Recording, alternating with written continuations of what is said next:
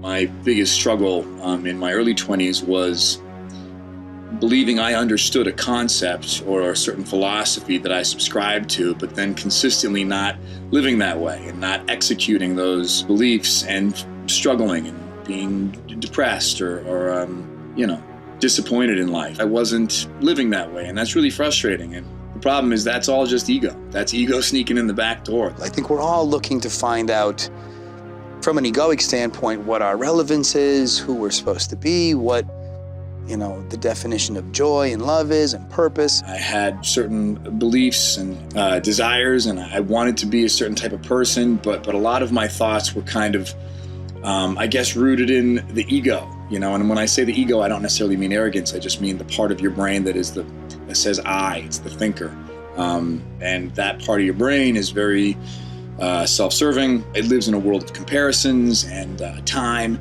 And none of these things are helpful. It just kind of would consistently take me out of a positive place. The man I wanted to be, or the man I thought I should be, or, you're basing who you are and what you think you should be on who you'll be tomorrow and who you were yesterday. And as we go through life and experience trauma, we build walls, defense mechanisms, and eventually you adopt them so deeply, they are activated on a daily basis, you start thinking that's who you are. We are not our thoughts. We all have to realize that the things that go on in our brain is not our true identity. How do you create separation between the two? Stillness. It's not, the idea of doership is misleading. To think, well, what do I have to do to get where I want to be? Right, people want to chase it. You think the person you are is out there, or that you don't have to do anything. Everything you want and need is in here right now. You just have to stop. For me, the most effective tool I've adopted is just trying to stay present. When you're in the moment, the part of your brain that thinks in terms of time just gets quiet, kind of doesn't exist anymore.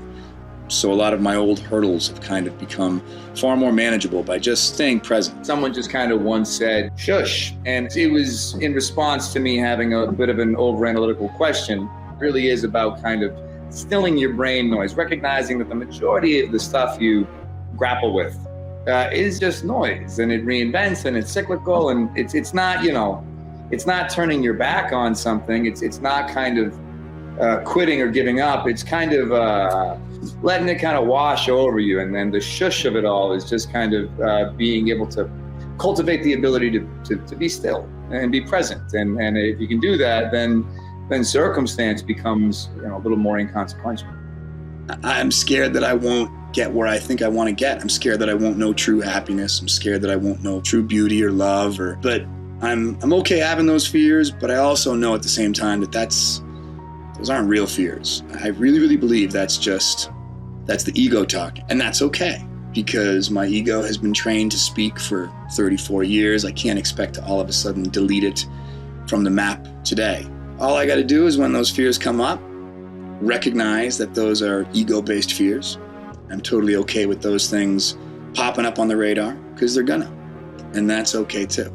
I think that mentality has gone a long way for me in terms of just surrendering to the moment, surrendering to where I am, and surrendering even to my failures. Your failures are okay too. I used to really be very hard on myself if I thought I wasn't accomplishing something or reaching a certain level, but be with your failures. They're just as educational and just as opening to the process as the successes. I probably started thinking this way when I was maybe 15, 16 years old. They say you don't really wake up from dreams, you wake up from nightmares. And not to say my childhood was a nightmare at all, by any means. But I certainly started to see a pattern, where whatever my struggles or challenges were at that age, if they were ever kind of met or satisfied, I started to see how the next day my brain found new struggles and challenges to be at odds with. And you start to realize how amazingly resilient that part of your brain is, that can just create conflict and truly be at odds with what is. And I started to worry that no matter what happened or where I went in my life, will that always be that way? So for me, it's a matter of being perfectly okay exactly where I am and practicing. It's like if I was going to try and pick up a sport, I'm not going to be amazing tomorrow. Today, I just have to dribble. Just got to dribble the ball. And if the ball gets away from me today, it's okay. Get it back and just dribble again. Even if it takes all of my focus and energy just to dribble this ball. Maybe tomorrow it won't, and it won't be as consuming. But it's okay to be where I am. I don't have to wake up tomorrow and be a pro. Success to me feels a bit like a notion. I mean, if there's success, there's failure. Just being happy, being peaceful, being content, being present. I love being creative. I love the business that I'm in. It's absolutely who I was as a child. You try and always think, well, what did you do on a Sunday morning when you were a kid? What were you doing when you weren't doing for anything?